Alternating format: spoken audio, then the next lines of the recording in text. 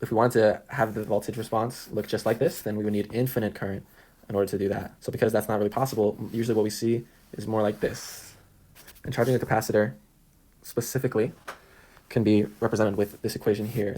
There's something called the time constant, tau. Well, tau is just a useful nomenclature to define how long it'll take for our capacitor to reach its full voltage value we're trying to get to. At time is equal to 3 tau, the voltage across the capacitor will be at 95% of the way to the steady state voltage. This step change is impossible to achieve.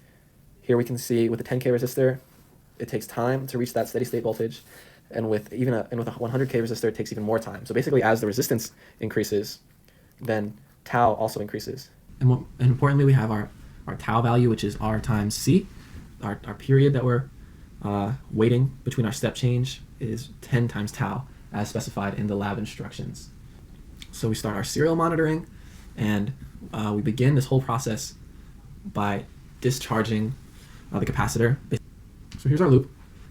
So what we're using to write our voltage in, high and low, is this variable called on/off. Here in our timing if statement, if the current time exceeds our 10 tau, then on/off is going to change. It's going to switch, and that's good because that's the step change.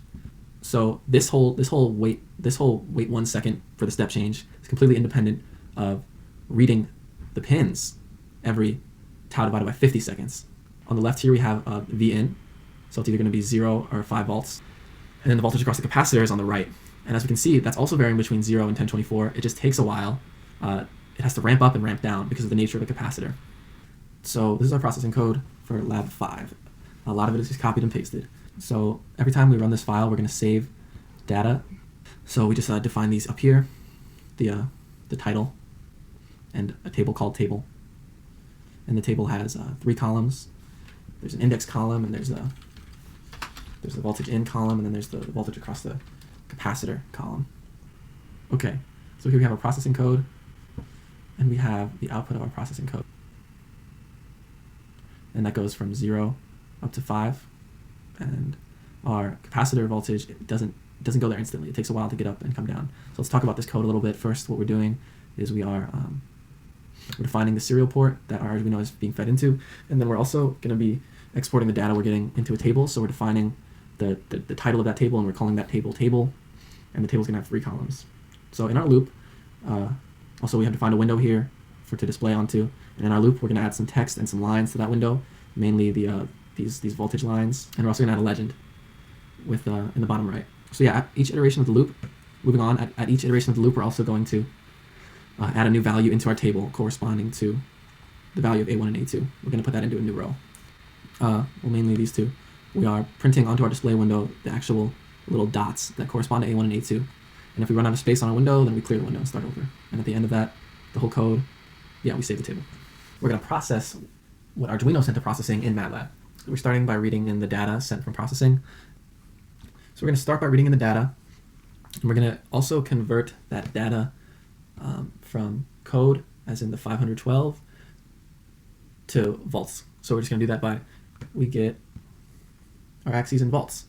And we can see it's just as expected. It looks similar to the rest of our graphs. We're going to see that our time constant tau is now 1 whole second as opposed to 0.1 seconds.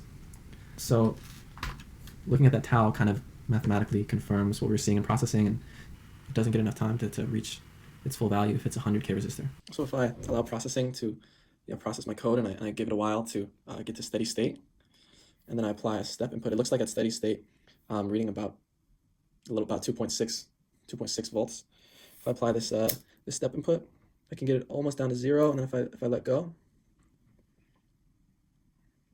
it slowly climbs back up. And it looks actually kind of linear. This is to be expected.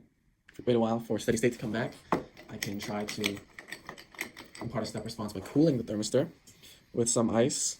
I don't know if this will work. This is hurting my hand more than it's doing anything to the thermistor. But the thermistor is slowly climbing.